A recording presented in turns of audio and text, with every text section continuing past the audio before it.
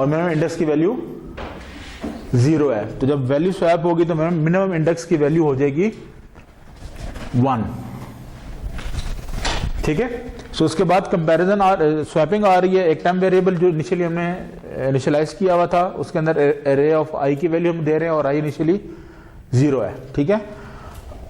यानी कि जो 4 है वो आपके पास टाइम में आ गया और एरे ऑफ आई में आपने यानी कि एरे ऑफ 0th इंडेक्स के ऊपर आपने 2 को डाल दिया। ठीक है। So that 4 goes to temp and 2 goes to 4। ठीक है। और उसके बाद क्या हो रहा है, minimum index is equal to temp. Minimum index जो कि राइट नाउ 1 पे था। ठीक है। और उसकी वैल्यू जो टेम्प की वैल्यू है वो उस लोकेशन पे हमने पुट अप कर दी। So that would become 4। ठीक है। तो इस तरीके से आपका जो एल्गोरिदम है वो सॉर्ट आउट हो जाएगा। ऊपर बैठ दो यार। ठीक है। एल्गोरिदम के समझने तक कोई मसला, it's a simple algorithm.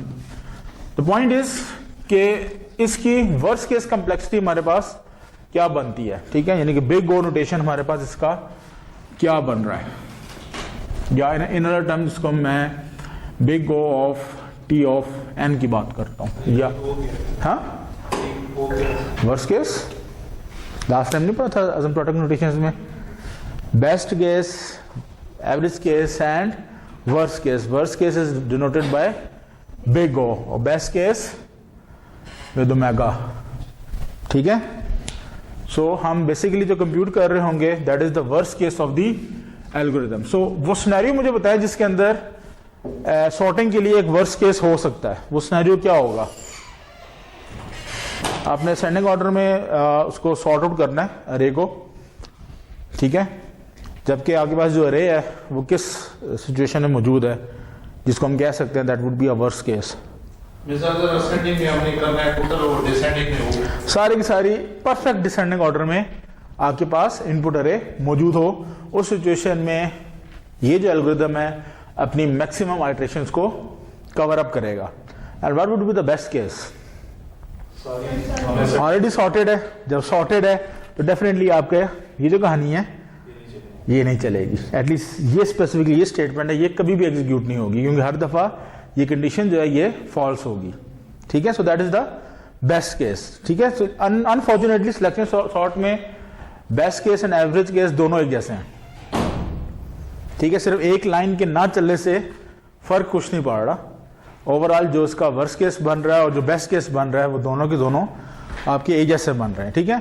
So basically जब एल्गोरिथम को हम एनालाइज कर रहे होते हैं तो उसके अंदर बेसिक चीज हम क्या देखते हैं कि वेस्ट केस सिनेरियो में वो एल्गोरिथम कैसे परफॉर्म करेगा। ठीक है। जो लास्ट लेक्चर था उसके अंदर मैंने आखिर में आपको एक ग्राफ शो किया था, याद है? उसके अंदर बेस्ट कॉम्प्लेक्सिटी क्या थी एल्गोरिथम की,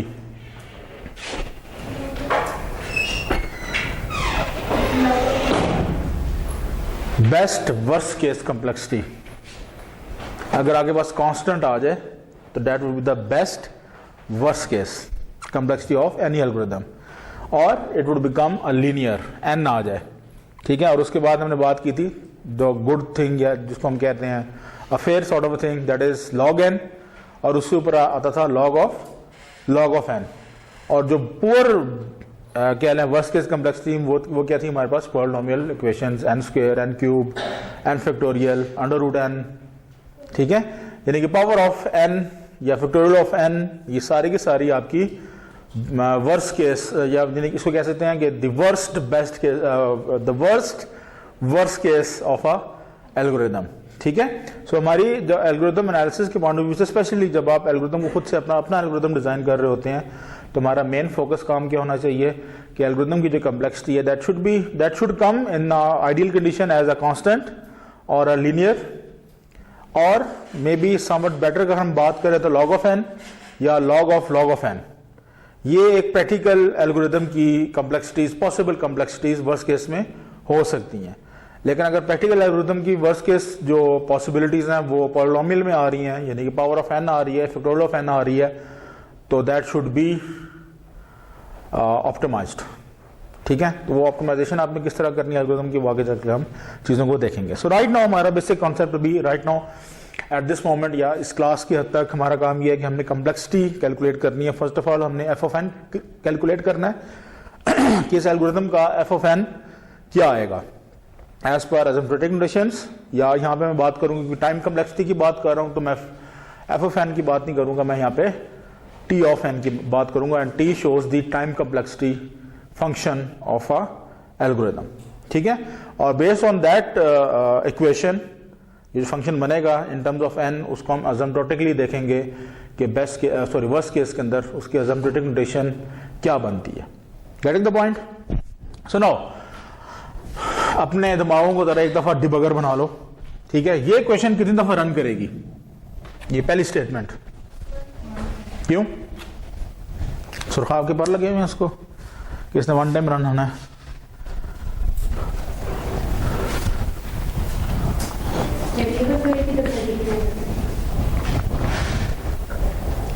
ये बताएं कंपाइलर काम कैसे करता है? मॉडर्न कंपाइलर्स, पुराने कंपाइलर्स का जिक्र ना कीजिएगा, पुराने कंपाइलर्स और तरीके से काम करते हैं। मॉडर्न कंपाइलर्स कैसे काम करते हैं? और थ्रेडिंग तो बिल्ट इन डाल दी गई ना, ठीक है। कंपाइलर कोड को रन कैसे करता है? लाइन बाय लाइन, ठीक है। तो एक दफा अपने दिमाग को डिबगर बनाएं, कंपाइलर बनाएं और बताएं ये तो इंट टेम्प है, ये कितनी दफा रन होगी। कोड एग्जीक्यूशन स्टार्ट होगी यहां से और एंड हो जाएगी रिटर्न ऑफ अरे के ऊपर, एग्रीड। और इसने लाइन बाय लाइन रन करना है, ठीक है। जहां लूप्स आएंगे वहां पे रेपिटेशन स्टार्ट हो जाएगी, तो ये लाइन आपकी definitely a constant time run करेगी, ठीक है। कुछ बुक्स के अंदर इसको कह दिया जाता है that is a constant C1, ठीक है। तो आपकी जो टेक्स्ट बुक जो मैंने आपको बताई हुई उसके अंदर C1 लिखा हुआ है, इसे घबराने की जरूरत नहीं है, ठीक है। It's about a single operation, ठीक है। लाइन नंबर 2, हाँ भाई थोड़ा आप साइड पे हो जाओ, उनको बैठना दो, देर कर लो थोड़ी सी आज की क्लास, ठीक है। सो ये जो लाइन है ये कितने दफा एग्जीक्यूट करेगी? Single time. चलें जी, अब आया था फॉर लूप।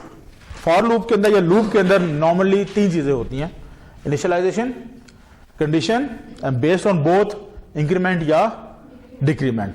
सो अगर मैं इनिशियलाइजेशन का पार्ट देखूं तो ये कितने टाइम एग्जीक्यूट होगा? One time. सर अगर जो है मतलब कि इसके आगे और लूप है तो फिर ये 0 से आगे शुरू बात की बात है, यहाँ भी वन टाइम होगा सर। मैं कॉम्प्लेक्स करके आप लोगों को तंग करके सिखाऊंगा ताकि आप लोगों को चीज समझ में आ जाए। ये आप कह रहे हो कि एक टाइम एग्जीक्यूट करेगा, just like this statement, why it is so, even though it comes under for loop.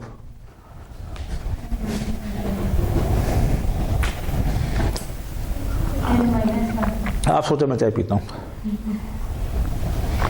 हाँ जी, n-1 टाइम्स। सोचो क्या इनिशियल, एक दफा दिमाग पे गौर करो, एक लूप लिखा हुआ है, आई जो हो रहा स्टार्ट कर रहा है 0 से लेके लेस देन 10 तक with plus plus and cout i. ये स्टेटमेंट कितने टाइम एग्जीक्यूट करेगी? सिर्फ मुझे इतना बताओ। अगर ये मल्टीपल n टाइम्स एग्जीक्यूट कर रही है, this means that her iteration पे आई दोबारा 0 हो जाएगा।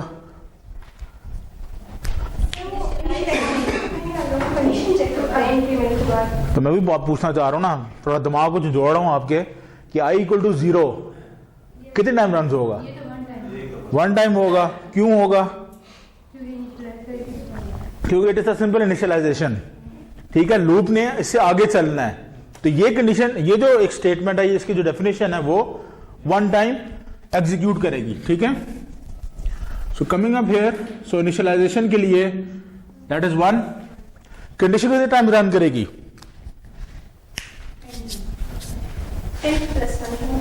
n+1 time. Y n+1 times, जबकि यहां पे -1 लिखा हुआ है? ये भी चेक होगा। चले एग्जांपल ले लेते हैं। Let n be equal to the size of the array is equal to 5। Agreed on that, ठीक है। लेंथ -1 क्या बनेगा? 4। इस लूप ने चलना कहां तक है? 0 1 2 3, अरे की लेंथ क्या है 5, 5 माइनस 1 4, दिस मीन्स दैट जो आई है that should be less than 4। Actually जो रनिंग पॉइंट है वो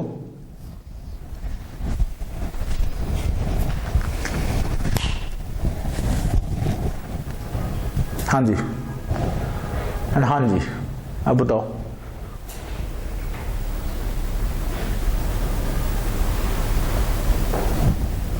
बिस्मिल्लाह, दिमाग खोले अपना जरा, क्योंकि अभी ना खोलो तो ये कोर्स सर से गुजर जाएगा सारे का सारा, इसलिए मैं भी फोकस कर रहा हूँ आप लोगों के ऊपर कि अंडरस्टैंड करें।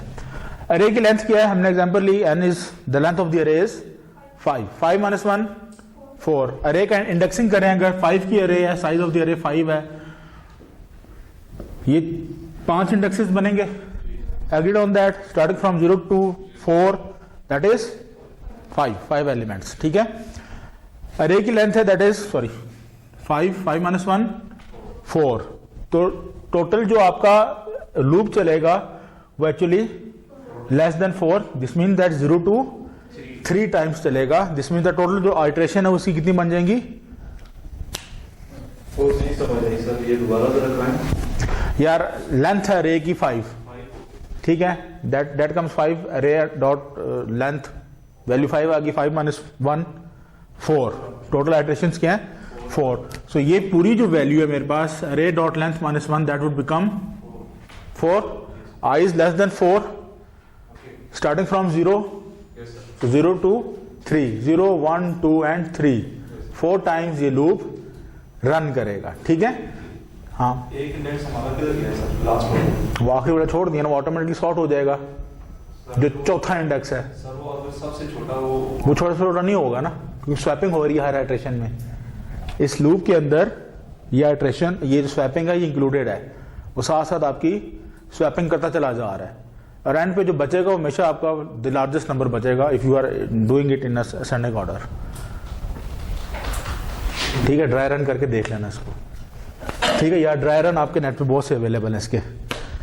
यहाँ पे बात क्लियर है, दैट इज वाई उसका आखिरी पॉइंट छोड़ा है, क्योंकि ऑटोमेटिकली जो 4th इंडेक्स है उसके ऊपर दी लार्जेस्ट एलिमेंट आफ्टर स्वैपिंग पड़ा हुआ होगा, ठीक है। Getting the point? सर वो मतलब ऑटोमेटिकली पड़ा होगा तो वो एग्जीक्यूट नहीं होगा ड्यूरिंग हमारा एग्जीक्यूशन।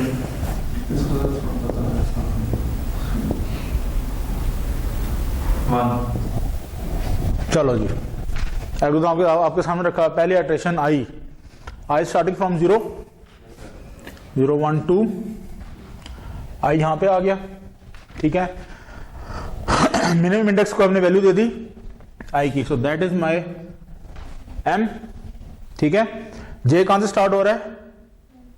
आई प्लस 1 से। आई की वैल्यू क्या इनिशियली 0, तो जे आपका यहां पे है, ठीक है। अब मिनिमम इंडेक्स की जो अरे की वैल्यू है that is the 0 that is greater than A of J, yes और नो? ये वैल्यू ग्रेटर है इससे, दैट इज अरे of minimum index, that is अरे of J.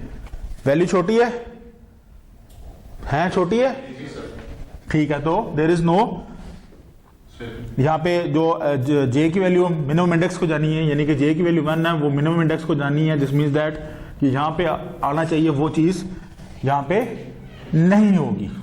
Getting the point? ठीक है। स्वैपिंग आ जानी है आगे। स्वैपिंग में क्या है? अरे ऑफ आई इनिशियल वैल्यू क्या है अभी? That is 0। 0 में क्या पड़ा है? 4। टेम के अंदर क्या आ गया? Agreed on that? Array of i is equal to array of minimum index. Minimum index कहां पे है अभी? 0 पे। और 0 पे क्या मौजूद है? 4 कहां साइन करना है? अरे ऑफ 0 पे, वो ऑलरेडी मौजूद है वहां पे। और आगे क्या है? टेम की वैल्यू क्या थी? 4। ठीक है। मिनिमम इंडेक्स कहां पे है? वो भी 0 पे है, तो देयर इज नो चेंज। हाँ, हाउएवर क्या हुआ? इस इंडेक्स पे 2 दफा अपडेशन हुई है। ठीक है। First time through this one, second time through this time, और दोनों दफा आपकी क्या पड़ा हुआ है? 4। ठीक है। सो इन एक्चुअल टर्म्स स्वैपिंग नहीं हुई, ठीक है। आई की वैल्यू इंक्रीज, सॉरी दोबारा आए, हाँ अगली वैल्यू चेक करनी है अब, ठीक है। जे अब आपका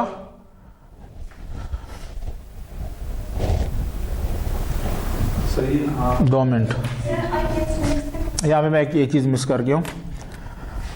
जे ने लेस देन अरे ऑफ लेंथ तक जा रहा है ना, तो फर्स्ट टाइम आपका ये कंडीशन फॉल्स हुई, नेक्स्ट टाइम आया जे शुड बी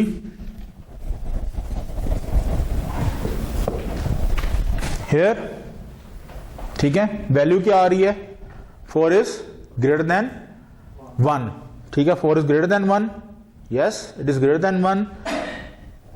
जे की वैल्यू आपने मिनिमम को दी, तो जे की वैल्यू कहां पे जंप कर गई, एम की वैल्यू, ठीक है। अब उसके बाद देखो फर्दर मोर क्या आएगा, टेम्प स्वैपिंग होनी है कि नहीं होनी यहां पे, ठीक है। जब स्वैपिंग करोगे that would become 1, that would become 4, ठीक है। नेक्स्ट टाइम चलोगे आई की वैल्यू क्या हो जाएगी, 1, ठीक है। मिनिमम वैल्यू आपकी रिप्लेस हुई, इधर जे की वैल्यू कहां पे आएगी, 2 पे। सो हियर कम्स द जे, ठीक है। दोनों वैल्यूज उठाई आपने, मिनिमम ऑफ मिनिमम इंडेक्स क्या आपका आई, दैट इज 7, एंड जे की वैल्यू क्या है 4, दैट इज ग्रेटर देन, जे की वैल्यू आपने मिड को दे दी। सो मिड आपका पॉइंट कर रहा है अब 2 पे, ठीक है। स्वैपिंग आई, स्वैप होगा कि नहीं होगा, तो ओवरऑल स्वैपिंग पे चलाओ तो दैट विल बिकम, ठीक है। तो लास्ट इंडेक्स में ऑटोमेटिकली आपकी कहानी चलेगा, एक लूप एक दफा और चलेगा तो लास्ट इंडेक्स को पकड़ रहा होगा, लास्ट इंडेक्स में ऑलरेडी कहानी पड़ी हुई है और साइज ऑफ जो लेंथ ऑफ द इंडेक्स है, सॉरी लेंथ ऑफ द अरे उसके ऊपर बड़ा हुआ है, तो वहां पे अभी कंडीशन जो है वो टर्मिनेट हो जाएगी, that is why it is less than and it is less than.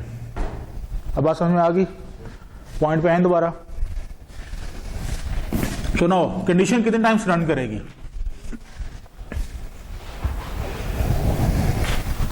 Normal loop में कंडीशन कितने टाइम रन करती है,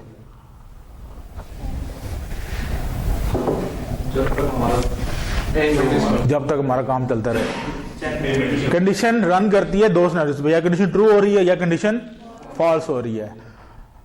ये कंडीशन चल रही है 0 to if n is equal to 5, इसमें चलना है 0 to 3, ठीक है। 3 के बाद कंडीशन फॉल्स हो जाएगी। सो अज्यूमिंग दैट लेंथ ऑफ अरे इज n, ठीक है, और n माइनस 1 है, ठीक है। तो इस पूरी कंडीशन ने n माइनस 1 चलना है फॉर ट्रू केस और +1 टाइम्स चलना है फॉर फॉल्स केस, ठीक है। तो ये सारी कहानी बनती है n minus 1 + 1 true condition and for 1 time to check false. समझ आ रही है बात की, कोई मसला आया तो पूछ लो। +1 का स्लैश +1 मुझे एक दफा चलेगी, लेकिन चेक करें उसमें लूप फॉल्स होगी। एक नाई क्लेम करता है कि मैं आपके बाल 10 स्टेप्स में काट लूंगा, 10 दफा कैसे चलाऊंगा बाल आपके नॉर्मल हो जाएंगे, ठीक है। लेकिन साथ साथ एक आइटरेशन आगे भी देख रहा होता है कि 10 के अंदर उसने करना है और 11वीं दफा वो चेक करेगा कि बाल ठीक हैं कि नहीं है। Getting the point. तो ट्रू कंडीशन जो है उसने लूप में चलना होता है ट्रू कंडीशन पे, पहले कंडीशन चेक होती है देन उसकी बॉडी रन करती है। अगर उस लूप ने n टाइम्स चलना है, यानी कि अगर ये अरे की लेंथ जो है 5 है, ठीक है, और उसने 5 - 1 यानी कि लेस देन 4 चलना है, ठीक है, तो 0 to 3 चलेगा। Getting the point. 0 to 3 कितने हैं, 4 है +1, वो एक जो चेक है, जब भी कंडीशन फॉल्स होगी लूप की बॉडी एग्जीक्यूट नहीं करेगी, डायरेक्टली किधर आ जाएगा, रिटर्न पे आ जाएगा। आवाज समझ में आ रही है। सर बेसिकली जो प्रोग्रामिंग से हट के जो सिलेक्शन सॉर्टिंग है वो कैसे होती है, देर से क्या बता रहा था मैं, सर एक और उसमें सर पड़ा है। यार नेट पे जाओ, यूट्यूब ओपन करो, पूरी एनिमेशन पड़ी है, खोल के देख लो, ठीक है। कोड मैंने लिखा हुआ है। अब बच्चे नहीं हो अंडर ग्रेड के, मैं एक ही कोड लाइन रन करके बताऊं। असल में सर 4 महीने में मिक्स हो जाती है। इसको सिलेक्शन सॉर्टिंग भी करते हैं। क्या चीज? ताश खेलिए, क्या करते हो उसमें? अगर आपने पता है आ गया आपके पास, क्या करना होता है उसमें? सिर्फ गेम खेलनी तो नहीं होती ना, कुछ आप अपनी सॉर्टिंग भी करते हो पहले। या रंग की बेस पे शॉर्ट कर लोगे या नंबर की बेस पे शॉर्ट करोगे, ठीक है। लेफ्ट हैंड पे आपके कार्ड्स पड़े हुए हैं, आपने मिनिमम नंबर उसमें से उठाया, ठीक है, और उसको पहले डाल लिया। फिर अगला नंबर उठाया, ठीक है, जो अगला मिनिमम है उसको उठाया, और जो पहला मिनिमम था उसके बाद डाला। फिर अगला मिनिमम उठाया, जो रेस्ट में से मिनिमम रह गया है उसको, जो सेकंड नंबर में मिनिमम उठाया उसके बाद डाल दिया। That is the selection sort. ताश तो साथ लेके जा रहा है, गुड यार। चल निकाल फिर, 4 पत्ते निकाल ले।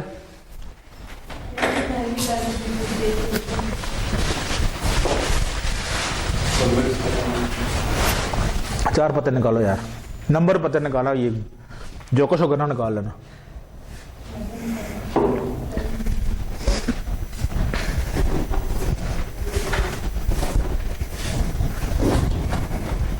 मुझे समझ आ रही थी क्लास की। हाँ सुभान अल्लाह, सीधा लगा तू भी। ओके जी, ये मेरे पास कार्ड हैं, ठीक है, starting from 9, 8, 5 and 6। Getting the point, ठीक है। मिनिमम नंबर कौन सा है मेरे इस पूरे कार्ड में? 5 उठाया,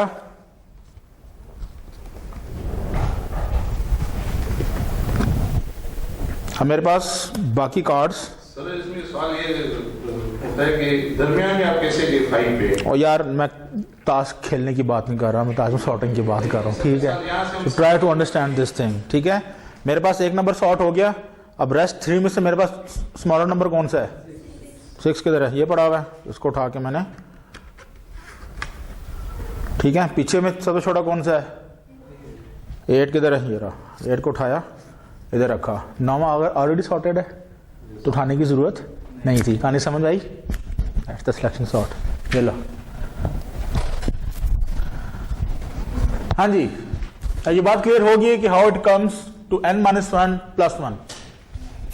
n-1 ट्रू टाइम्स चलेगा जब आपकी कंडीशन ट्रू है, और +1 it will check the false condition. False हो गया तो लूप की बॉडी से इसने बाहर आ जाना। कोई भी लूप होगा वो हमेशा number of true iterations +1 times चलेगा। अगर लूप है less than 10, this means that 0 to 9 चलना है। 10 टाइम्स चलेगा for true condition, and 11th time चलेगा यानी कि +1 टाइम चलेगा फॉर। तो हर लूप आपका 1 टाइम ज्यादा चलता है as compare to the condition, ठीक है। सो टोटल है 0 to 9, तो एक्चुअली इसने चलना है 0 to 9 means 10 times for true case and 1 time for false case. Total iteration जो होगी इसकी, या टोटल जो इसका टाइम चलेगा, that is 11। Getting the point? हाँ, क्योंकि यहाँ पे मैं तो n अभी एज्यूम कर रहा हूँ ना आपके साथ, साइज मुझे नहीं पता क्या आ सकता है। अगर मैं यूजर को ओपन करता हूँ कि जी आप अपनी मर्जी का साइज डालते हैं, मेरा एल्गोरिथम इतना तेज है कि आपकी सॉर्टिंग कर देगा, ठीक है। रियल टाइम सिनेरियो में ऐसे ही है आपके पास कि there is no limit of array, ठीक है। अगर आपने सिमुलेशन बेस, या कल को आप लोग अगर रिसर्च में इंटरेस्टेड हो तो वहाँ पे जो अरे का साइज या मैट्रिक्स का साइज बन रहा होता है वो अनलिमिटेड बनता है। यू डोंट नेवर नो कि क्या कहानी चलेगी, ठीक है। सो साइज वहाँ पे अरे का डिफाइंड नहीं होता, प्रोवाइडेड कि आपकी लैंग्वेज सपोर्ट करियो। C++ without mentioning the size आपको अलाउ नहीं करता, ठीक है। सो यहाँ पे हम एज्यूम कर रहे हैं कि there is size is n, ठीक है। तो n-1 टाइम्स इसने ट्रू कंडीशन के लिए चलना है। अगर ये -1 ना होता तो कितने टाइम्स चलता? n टाइम्स, ठीक है। लेकिन चूंकि यहाँ पे -1 मौजूद है तो n-1 टाइम्स चलेगा, और +1 चलेगा for to check the false condition. What about i++?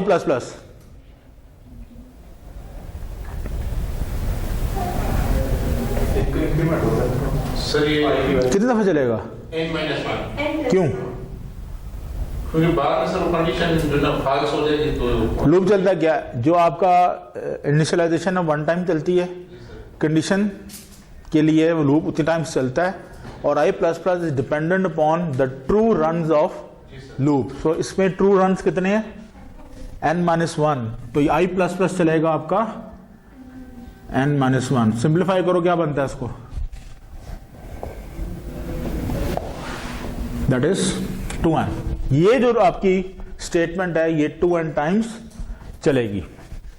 ठीक है, बात क्लियर, कोई मसला?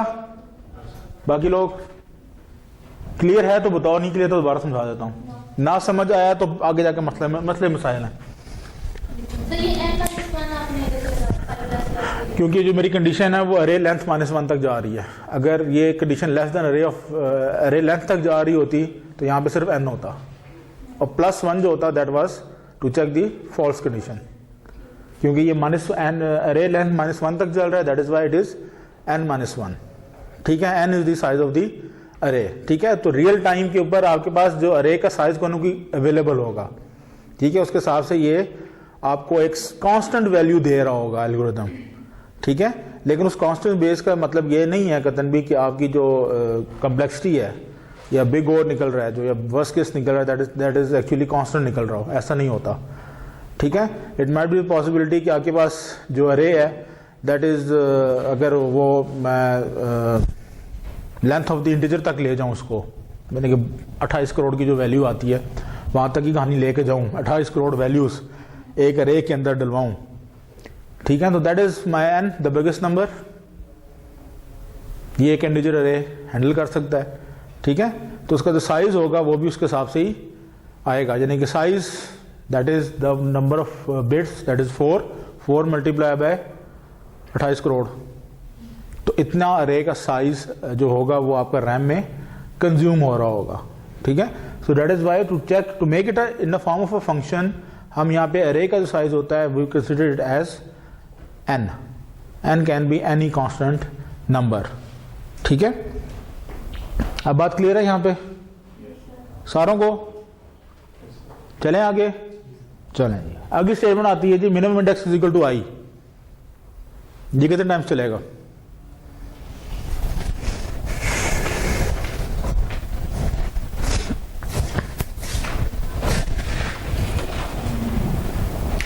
n times.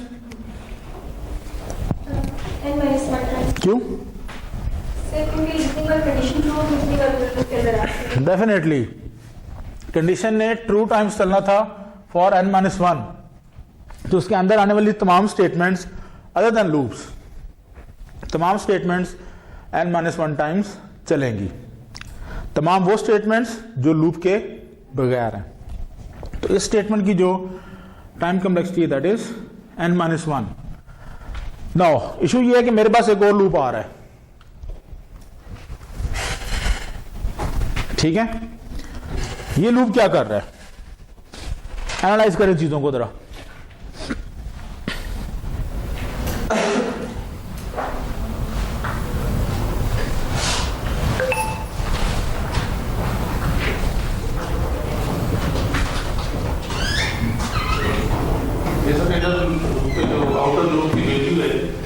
हाँ इनिशियलाइजेशन है, हाँ फर्स्ट टाइम मतलब जो उनकी मतलब 0 है तो 0 से शुरू करेगा, सेकंड टाइम मतलब ये चले हम इसको थोड़ा कंप्यूट करते हैं यहाँ पे। We have assumed that our n is equal to 5। ठीक है, i ने कहां तक चलना है, इस लूप के मुताबिक i ने कहां तक चलना है, 0 से लेके 3 तक।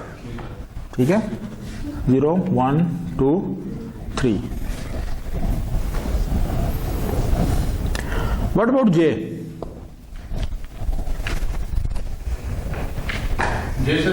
जब i 0 होगा तो j कितने टाइम रन करेगा? जब i 0 होगा how many times j will increase its value? n times. How? Whereas n is equal to 5. 1 time. Why? कहां तक चल रहा है loop? Less than array of length तक। स्टार्ट कहां से करेगा जे? जब आई की वैल्यू 0 होगी तो जे कहां से स्टार्ट करेगा, कहां तक जाएगा? लेस देन अरे लेंथ है, अरे लेंथ मैंने अज्यूम किया दैट इज 5, लेस देन 5 क्या है 4, so it will run from 4, getting the point? अच्छा उससे आगे चलो, जब आई की वैल्यू 1 हो तो जे कहां से कहां तक रन करेगा? 2 से लेके 4 तक, 2 3 एंड 4। जब आई की वैल्यू 2 होगी 3 एंड 4, जब आई की वैल्यू 3 होगी 4। ठीक है, चलना भी इसने 4 तक ही था।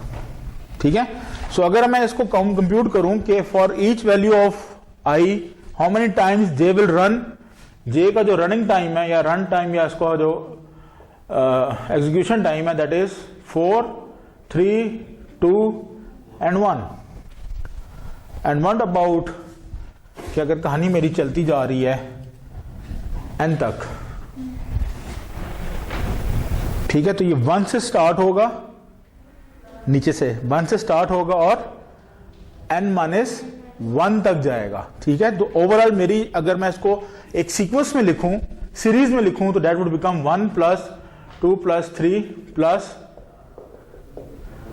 n-1। ठीक है, और अरिथमेटिक प्रोग्रेशन में इसको हम कहते हैं, इसका फॉर्मूला क्या है, n × n-1 / 2। ये समझ में आ रही है बात कि नहीं आई? सर से गुजर गई। ठीक है, कुछ लास्ट टाइम मैंने काम दिया था कि समेशन के रूल्स एंड लॉग के जो डिफरेंट फंक्शंस हैं या डिफरेंट फार्मूलाज हैं उनको एक दफा पढ़ लीजिएगा। ठीक है, this is the arithmetic progression 1 + 2 + 3 till n-1 तक जा रही कहानी। इसको हम सिंप्लीफाइड वे में जब लिखते हैं that would become n × n-1 / 2। ठीक है, तो this is the arithmetic progression.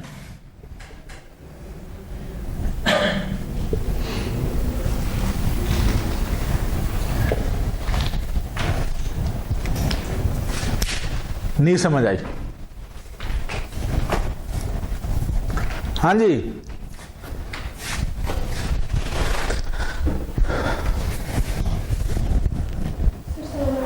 क्या समझ आई है? सर एन टाइम तो इनर लूप में खुद से चल रहे हैं। हाँ। जो n-1 जो उसके साथ मल्टीप्लाई हो रहा है वो आउटर लूप से, क्योंकि आउटर लूप से वो तो कर इनर लूप ये कंडीशन है। ठीक है, for each value of i we need to compute कि जे कितनी टाइम्स चलेगा। ठीक है, अगर आप थोड़ा सा एक्सपर्ट बन जाओ इस लेक्चर के बाद, तो आप ये देख के एक कोड को एक दफा देखने से ही इसका बिग ओ निकाल सकते हो कि अगर नेस्टेड लूप लग रहे हैं, नेस्टेड लूप फॉर लेवल 2 यानी कि 2 loop within a loop आ रहे हैं, तो डेफिनेटली इसके जो बिग ओ नोटेशन बनेगी दैट इज n²। अगर 3 लेवल की नेस्टिंग हो रही है दैट वुड बी n³।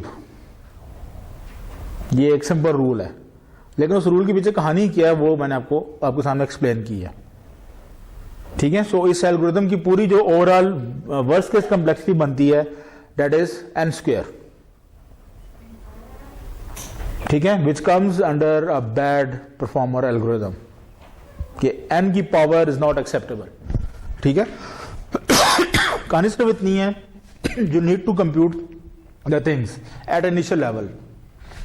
आपको पता है कि i की वैल्यू है दैट स्टार्ट फ्रॉम 0 और साइज -1 तक ये चलेगा, साइज -1 से लेस देन चलेगा। सो साइज -1 4 है, 4 से लेस क्या आ रहा है 3, 0 से लेके 3 तक चलना है। सो जब i की वैल्यू 0 होगी तो j कितने टाइम चल रहा होगा, j की वैल्यूज क्या क्या होंगी, पहले 1 होगी, फिर 2, फिर 3 एंड फिर 4। जब i की वैल्यू 1 हो जाएगी that will run from 2 to 4, 2 होगी 3 to 4, 3 होगी तो 4, 1 टाइम चलेगा। ठीक है, सो ओवरऑल मेरे पास सीक्वेंस क्या बन रहा है, 4 times, 3 times, 2 times, 1 time. But what if कि अगर मेरा अरे का साइज है वो n है, एक लेंथ ऑफ द अरे तक चलना है, तो ये कहानी मेरे पास किस तरह चल रही होगी? अगर ये साइज n है, यानी यहां पे साइज क्या था 5 तो 4 हुआ, लेकिन साइज n है तो क्या होगा n-1, n-2, n-3, goes to, getting the point? अब समझ आ रही है कि नहीं आ रही यार? मुझे समझ आ जाएगी। ठीक है, सो ये चीज आती है आपकी अरिथमेटिक प्रोग्रेशन के अंदर। ठीक है, आपको पता है जी, इट स्टार्ट्स फ्रॉम 1, ठीक है, प्लस प्लस करते जाओ, n-1 तक जाना है इसने। ठीक है, फॉर दैट रीजन मेरे पास सिंप्लीफाइड फॉर्मूला जो मुझे मैथमेटिक्स प्रोवाइड करता है, that is n into n-1 divide by 2। अब बात क्लियर है? ठीक है, सो इतनी लंबी कहानी को अभी हम नहीं लिखते यहां पे, to make it simpler we say that कि मेरी जो इनिशियलाइजेशन है दैट इज दिस थिंग, ये कितने टाइम्स चलेगी? 1 टाइम। वाई? हाँ जी, आप बताओ, 1 टाइम या n-1 टाइम? यार ये लूप किस पे डिपेंड कर रहा है? किस पे डिपेंड कर रहा है? किस लाइन ऑफ कोड पे? इस लूप पे डिपेंड कर रहा है ना। ये लूप ट्रू होगा तो ये चलेगा। इसने ट्रू टाइम्स कितने दफा चलना है?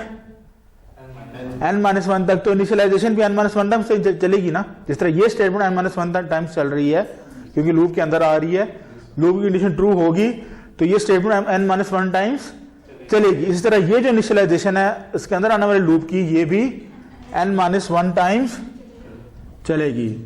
What about the condition statement?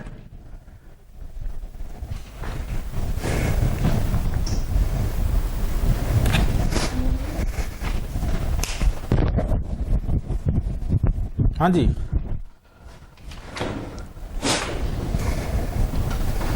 Condition statement क्या चेक करना होता है हमने?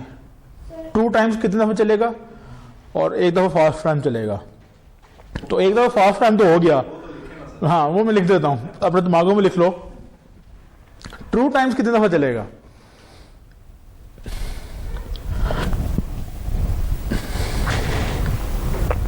n into n-1 divide by 2 times. ठीक है, so let that be equal to x।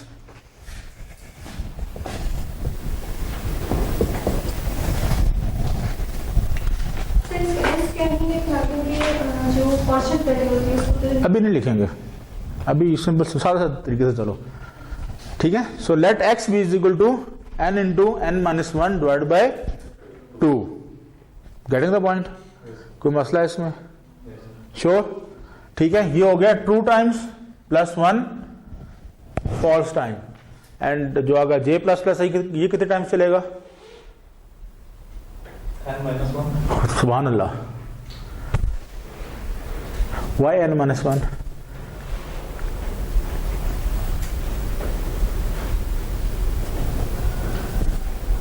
हाँ भी बाकी कौन कौन कहता है n-1 टाइम्स चलेगा?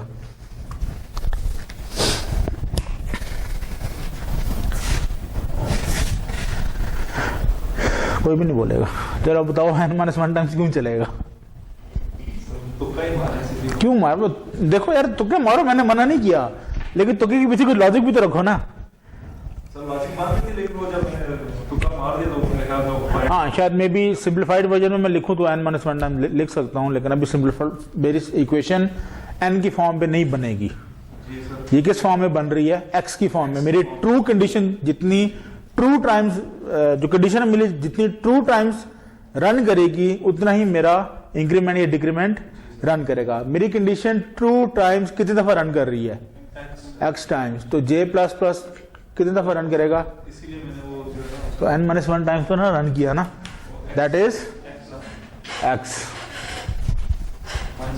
नहीं यार, this is a true time execution, this is false time condition के लिए। तो इंक्रीमेंट कब तक होगा? तो ट्रू टाइम्स क्या है? तो दैट वुड बिकम x। समझ आ रही है? अभी नहीं, एंड पे करते हैं ना, अदरवाइज कॉम्प्लेक्स हो जाएंगी चीजें बहुत यहाँ पे। ठीक है, x याद रख लो, that is n into n-1 divide by 2। अब आ जाओ नीचे इफ की कंडीशन। वर्स्ट केस में इफ की कंडीशन कितनी दफा रन करेगी? क्योंकि हम बिग और निकाल रहे हैं एसिम्प्टोटिकली। ठीक है, वर्स्ट केस निकाल रहे हैं तो इफ की कंडीशन कितने टाइम रन करनी चाहिए? x। एग्रीड? हाँ भाई, बाकी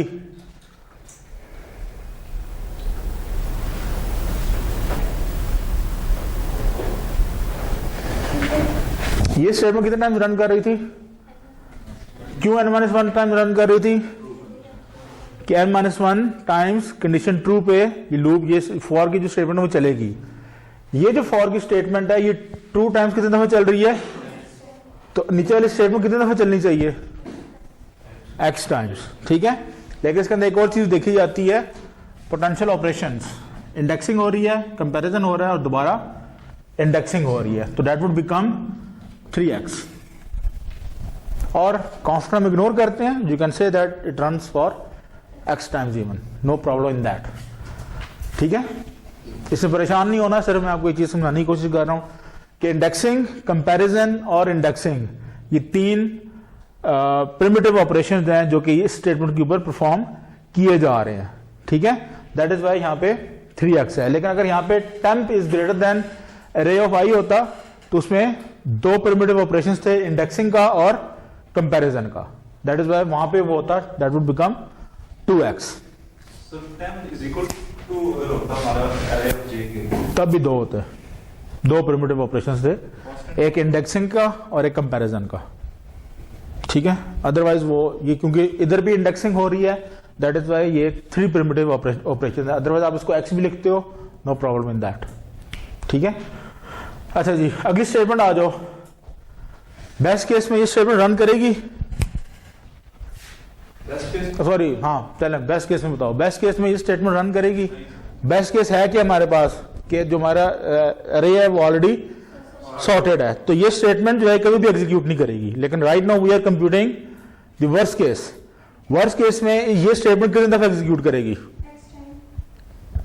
x times, sure? Sir x -1 x -1 times, क्यों? कॉन्स्टेंट रिमूव कर दो तो x टाइम्स चलेगी। काका ये x टाइम्स ही चलेगी। अगर ये स्टेटमेंट x टाइम्स चल रही है तो ये स्टेटमेंट भी x टाइम चलेगी, क्योंकि एक प्रिमिटिव ऑपरेशन है इक्वालिटी का, असाइनमेंट का, तो actually it is 1x, that is we can write it as x, ठीक है। सो एनी टाइम्स अगर मैं ये सब खत्म भी कर दूं तो ये स्टेटमेंट x टाइम्स चलेगी, तो वर्स्ट केस के अंदर ये स्टेटमेंट भी x टाइम्स चलेगी। लेकिन बेस्ट केस के सिचुएशन में ये स्टेटमेंट अगर 3x टाइम्स चल रही है तो ये स्टेटमेंट कभी भी नहीं चलेगी। जो बेस्ट केस क्या है मेरा, कि एल्गोरिथम मेरा ऑलरेडी सॉर्टेड अरे में है, तो मुझे जो असाइनमेंट है जे की मिनिमम ऑफ इंडेक्स को देने की कभी जरूरत ही नहीं पड़नी, तो उस सिचुएशन में ये 0 टाइम्स चलेगा, ठीक है। वर्स्ट केस में that would run for x times. नीचे आ जाओ स्वैपिंग में, temp is equal to array of i, ये कितने टाइम्स चलेगा? n-1। एग्रीड? कोई क्या डिसएग्री कर रहा हो उससे? रीजन करो फिर आप, क्यों n-1 टाइम्स चलेगा?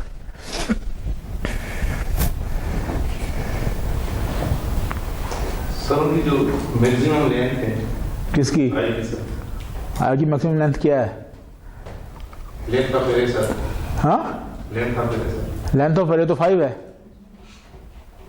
तो n-1 किस तरह हो गया? If n is equal to 5, anybody else? Sir क्योंकि ये आउटर और लूप के अंदर हाँ, उसके अंदर इसलिए वो n-1 टाइम इसका 2 टाइम है, तो ये हर उस टाइम चलेगा जब तक वो मैंने क्या बात की थी कि लूप के अंदर जो भी स्टेटमेंट आएगी that is dependent on the true run of the condition. अगर ट्रू रन इसका n-1 है तो अंदर आने वाली तमाम स्टेटमेंट्स अदर देन लूप वो आपका n-1 टाइम्स चलेगी, ठीक है। So that would become n-1। Similarly what about this statement, return of अरे? 1 टाइम इसने चलना है क्योंकि लूप से है ही बाहर, ठीक है। सो अब बिस्मिल्लाह तवक्कल अल्लाह, सारों को ऐड कर दो।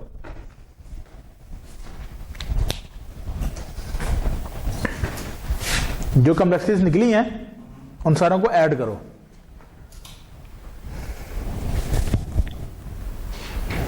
हाँ जी, किताबें ओपन कर लें, बिस्मिल्लाह करें, ऐड करें इनको सारों को।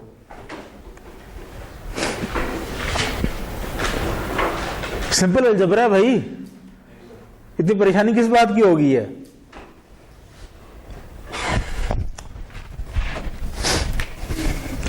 So my t of n would become 1 plus 1. आगे चलेंगे, प्लस क्या होगा आगे,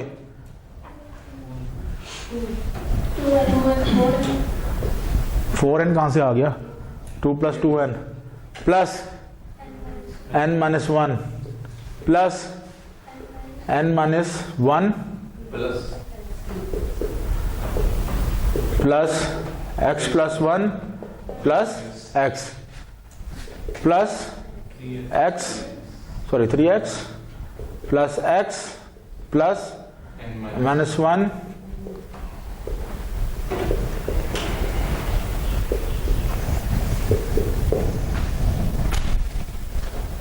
ठीक है।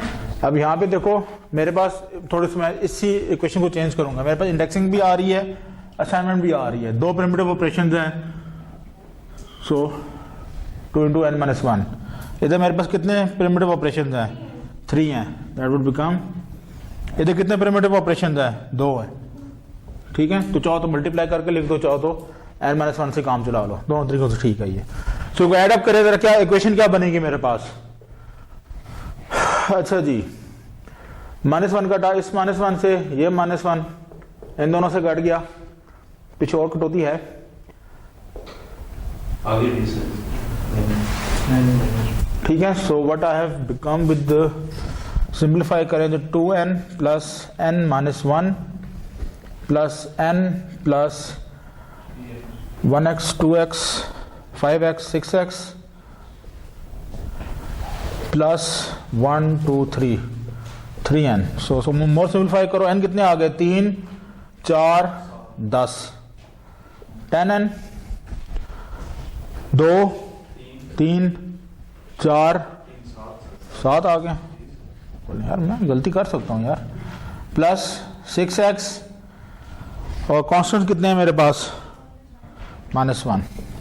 6x कैसे है, ऊपर प्लस ऐड करके सारों को x निकालो, कितने हैं यहाँ पे, 1x 2x 5x 6x।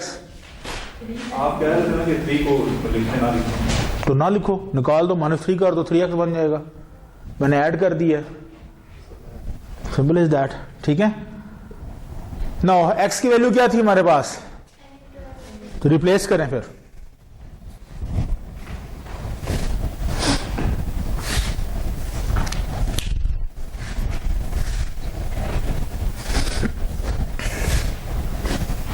Sir ये जो एंड में -1 है हमारे पास, बस यहाँ हाँ क्या हुआ, इक्वेशन के एंड में जो हमारे पास -1, हाँ जी ये हमारे पास n minus 1 n minus 1 n minus एक -1 बच गया था ना पूरा यार, n के बगैर था, वो n के बगैर था ना, ये एक n -1 आ रहे हैं ना, -1 उनमें से कोई एक बच गया जिसकी कटक नहीं हुई, ये -1 +1 से कट गया, ठीक है। ऊपर वाले दो जो 1 है, इन दो 1 से कट गए, पीछे क्या रह गया, सिंपल n, 3n ये आ गया हमारे पास, ठीक है।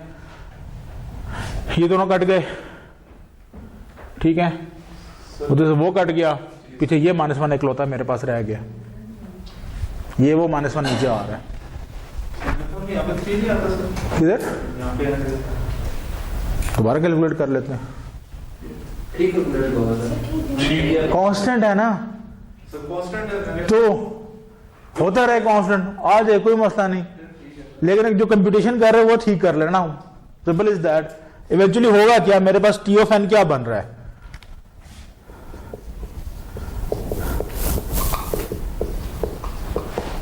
ठीक है। और नाउ दिस, ये जो x है ये n की फॉर्म में नहीं है, x की वैल्यू हमने क्या निकाली थी, n into n minus 1 divide by 2, तो यहां पे मेरा n है क्या, ठीक है, सिंपल करें,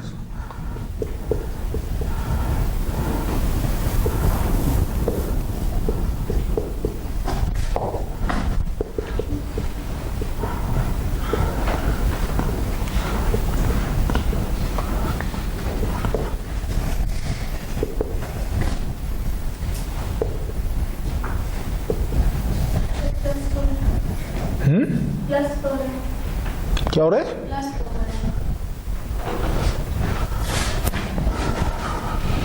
3 से माइनस 7n-3n, ठीक है ना? ठीक है, so that is my 3 of n, t of n। अच्छा, मैंने इसकी बिग ओ निकालना है, big O of t of n।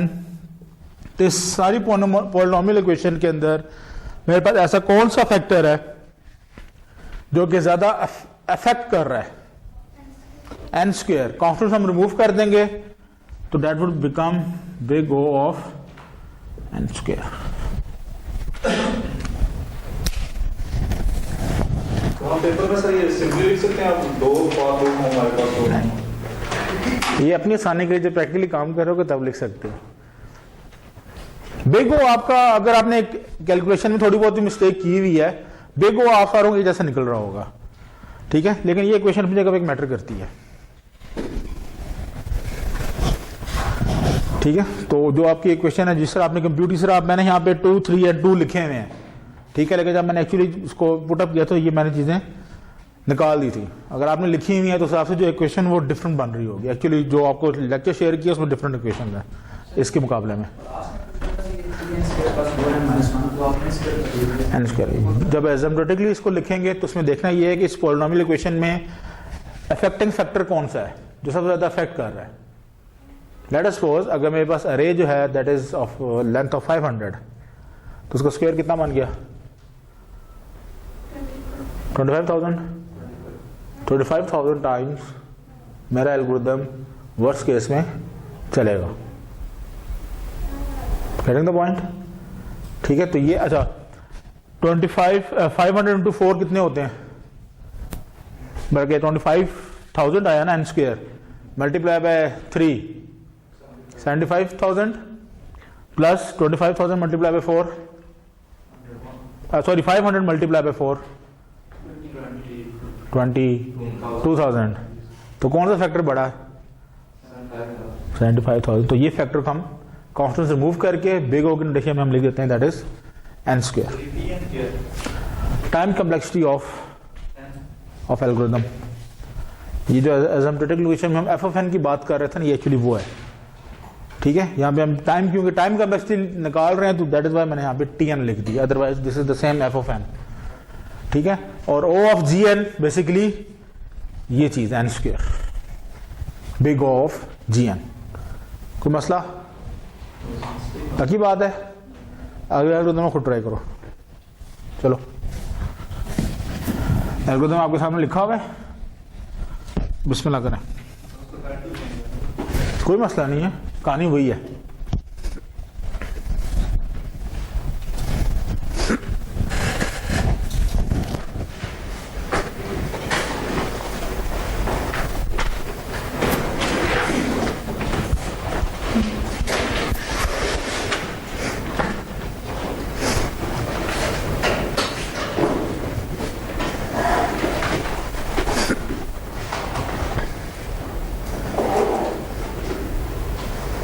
Sir, अगर इस एल्गोरिथम की लॉजिक भी चेंज होती तो जो टाइम कम्प्लेक्सिटी है वो भी चेंज होती है, मतलब हाँ, द पॉइंट इज कि अगर इसकी टाइम कम्प्लेक्सिटी n स्क्वायर निकल रही है तो आप इसको मॉडिफाई कर सकते हो। एल्गोरिथम्स के अंदर जो मॉडिफिकेशन है वो एक्चुअली उनकी टाइम कम्प्लेक्सिटी की बेस पे ही होती है, ठीक है? द पॉइंट इज कि अगर मैं n स्क्वायर का अंडर रूट ले लूँ तो मेरे पास क्या चीज़ निकलती है? दैट इज n, ठीक है? अगर इसकी टाइम कम्प्लेक्सिटी n आ जाती है, तो क्या आ सकती है, तो वो वहाँ पे आपकी लॉजिक थोड़ी सी चेंज होगी। जब लॉजिक चेंज कर रहे हो तो उसका मतलब है कि सॉर्टिंग का जो पूरा एल्गोरिथम है वो आपका चेंज हो रहा है, ठीक है? तो इसका ओवरऑल अगर मैं सिनेरियो निकालूं तो there should not be any nested loop in the upgraded selection sort algorithm, ठीक है? वहाँ पे अगर लूप होगा तो सिंगल एक लूप होगा, उससे आपकी जो टाइम कम्प्लेक्सिटी निकल सकती है दैट वुड बी n, ठीक है? अदरवाइज अगर नेस्टेड लूप जहां भी आ गया तो बाजार साफ पता है कि वर्स्ट केस कम्प्लेक्सिटी में जो लॉजिक भी जो भी मैंने कंपैरिजन करना है उसने एग्जीक्यूट होना ही होना है, ठीक है? उस सिचुएशन में अगर मेरे पास नेस्टेड लूप आ रहा है तो n स्क्वायर सीधी सीधी टाइम उसकी वर्स्ट केस कम्प्लेक्सिटी है। That is a simple formula, ठीक है। अब वो नेस्टेड लूप आपका दो तरीके से हो सकता है, फॉर के अंदर फॉर भी आ सकता है, फॉर के अंदर वाइल भी आ सकता है, वाइल के अंदर वाइल आ सकता है, वाइल के अंदर फॉर आ सकता है, ठीक है। वो सिनेरियो डिफरेंट है। डू वाइल की कहानी में कहानी डिफरेंट होगी, थोड़ी सी कॉन्स्टेंट्स का चेंज आएगा उसके अंदर थोड़ा सा, ठीक है। अदरवाइज अगर डू वाइल के अंदर भी एक वाइल है या फॉर लूप लग रहा है, उसकी कॉम्प्लेक्सिटी भी n स्क्वायर ओवरऑल निकल रही होगी। मतलब सर अगर कोई केस आ रहा है तो वो स्पेसिफिक एल्गोरिथम की यूनिवर्सल नहीं होगा, यानी लॉजिक पे डिपेंड है। प्रोवाइडेड कि आपका इंक्रीमेंट या डिक्रीमेंट हो रहा हो। अगर आपका इंक्रीमेंट डिक्रीमेंट डिवीजन या मल्टीप्लिकेशन पे आ रहा है तो वहां पे लॉग आ जाएगा आपका। ये पिछला लेक्चर था, उसके अंदर चीजें गिवन है, बताई थी मैंने आपको कि लॉग की सिचुएशन में आएगा, लॉग ऑफ n कब आएगा, n स्क्वायर कब आएगा। उस लेक्चर को नोटेशन का लेक्चर था, उसको एक दफा और से दोबारा जाके पढ़े। कौन सा था? Last lecture number 2। कौन सा टॉपिक बताया? फाइल दी थी ना पढ़ने के लिए, लेक्चर नंबर 2 की। जी जी सर। हाँ जी जी, तो उसको जरा गौर से पढ़ें। उसके अंदर लूप्स के अंदर बताया हुआ है कि n स्क्वायर कब आएगा, n क्यूब कब आएगा, log ऑफ n कब आएगा, किस तरह की कोड के साथ, log ऑफ n कब आएगा, ठीक है। तो एल्गोरिथम को देखते ही आपको अंदाजा हो जाएगा उसको कि यार इसकी ओवरऑल वर्स्ट केस कॉम्प्लेक्सिटी क्या निकल रही है, ठीक है। लेकिन कैलकुलेट करने के लिए जरूरी है आप, क्योंकि उसको देख के अंदाजा तो हो जाता है, लेकिन ओवरऑल आपको जब टाइम कॉम्प्लेक्सिटी निकालनी है तो उसके लिए ये प्रोसीजर फॉलो करना लाजमी है। एसिम्प्टोटिक उसको रिप्रेजेंटेशन उसकी डिफरेंट है। लेट अस सपोज मेरे पास एक टाइम कॉम्प्लेक्सिटी आ रही है किसी एल्गोरिथम की, that is log of n square plus 3n square plus log of n, that is my time complexity. ये टाइम कॉम्प्लेक्सिटी यानी f ऑफ n है, ये वर्स्ट केस में चीज निकल रही है। मेरा बिग O ऑफ n क्या बनेगा,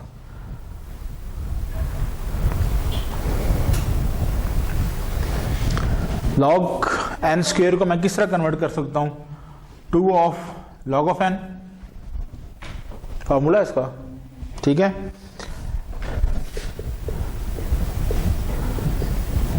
ये एज इट इज ही रहेगा। नाउ कौन सा फैक्टर ऐसा है जो कि ज्यादा अफेक्ट कर रहा है, log ऑफ n या log ऑफ n या 3n स्क्वायर।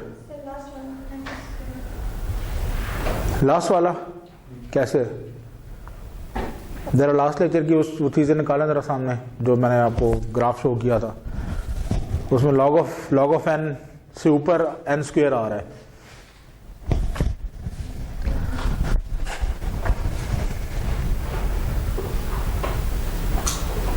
तो इसकी टाइम कॉम्प्लेक्सिटी आपकी निकल रही होगी actually n square. Most affecting factor आपने बीच में से निकालना है जो कि ओवरऑल अफेक्ट करेगा। log ऑफ 8 बेस 2 क्या निकलता था, 3, ठीक है। So ignoring the constant, let n be equal to 8, log of base 2 of 8 is 3, let n be equal to 8। 8 का स्क्वायर क्या होता है, 64 मल्टीप्लाई बाय 3। बियॉन्ड नहीं, कैलकुलेट कर लो ना यार, 12 18 192, ठीक है। लो जी, log ऑफ n ये आपका 3 आ गया, log बेस 2 ऑफ 3 ये 1 पॉइंट कुछ आएगा। अब कौन सा फैक्टर सबसे ज्यादा अफेक्टिंग है, n स्क्वायर। तो ओवरऑल कॉम्प्लेक्सिटी आपकी n स्क्वायर में निकल आएगी इसकी। इसलिए टाइम कॉम्प्लेक्सिटी का निकलना बड़ा जरूरी है, ताकि आपको ये पता चल जाए कि इसमें से अफेक्टिंग जो है वो कौन सा है, कौन सा फैक्टर है जो कि ज्यादा अफेक्ट करेगा ग्राफ को। तो ये अच्छा खासा अफेक्ट कर रहा है n square as compare to log of n, ठीक है। हाँ, अगर कहानी ये होती this one, log of n plus log of n, ये टाइम कॉम्प्लेक्सिटी बन रही होती है आपकी, तो इसमें से कौन सा फैक्टर है जो कि ज्यादा अफेक्ट कर रहा है,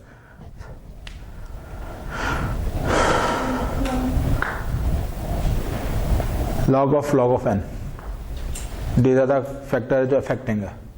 log ऑफ n उससे नीचे है, वो जो मैंने आपको हायरार्की दी थी ना इसकी ग्राफ की, मिनिमम इफेक्ट कांस्टेंट का है, उसके बाद n का है, उसके बाद log ऑफ n का है, उसके बाद log ऑफ n का है, फिर n square, n cube, n factorial. ये चीज आपको बताता है कि n फैक्टोरियल का वर्स इफेक्ट होता है किसी भी एल्गोरिथम के ऊपर, ठीक है। तो अगर एक टाइम कम्प्लेक्सिटी के अंदर n फैक्टोरियल आ गया है, दिस मीन्स दैट, और n factorial plus log of n जो भी कर लें आगे, इक्वेशन जो मर्जी बना लें उसकी, ठीक है। तो उसका जो बेस्ट वर्स्ट केस कम्प्लेक्सिटी निकलेगी that would be n factorial. तो उस ग्राफ से आपको अंदाजा हो जाता है कि which one is doing the worst harm on the algorithm.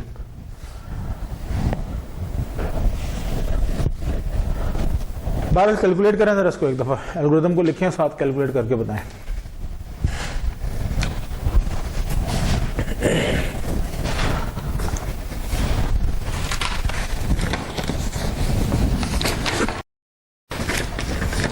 चलिए मैं पूछता जाता हूं, बताते जाओ। पहली स्टेटमेंट कितने टाइम रन होगी? फर्स्ट एक सिंगल, दूसरी स्टेटमेंट, तीसरी स्टेटमेंट, तो 1 + 1 + 1। आगे क्या आ जाता है? लूप। हाँ जी, इनिशियलाइजेशन कितनी दफा रन होगी? I = 1 है, that is the initialization in a loop. How many times it will run? जी बेटा सही बता रहे हैं, बताएं। कोई नहीं, गलत होगा तो ठीक कराऊंगा ना। इनिशियलाइजेशन कितने टाइम रन हो रही है? फॉर लूप में जो इनिशियलाइजेशन है int I = 1 टाइम होगी, ठीक है। I is less than n, how many times it will run? n times। ये लेस देन n है। लेस देन n क्या होगा? n - 1। If n = 5, less than 5 means 4। This means that अगर n times less than n times run कर, means actually जो true running होगी that is n - 1, और +1 होगा फॉल्स चेक के लिए। तो ओवरऑल जो रन होगी कंडीशन वो n टाइम्स होगी। n - 1 + 1, 1 कैंसिल, तो टोटल रनिंग टाइम जो होगा इसका कंडीशन स्टेटमेंट का that would be n। What about I++?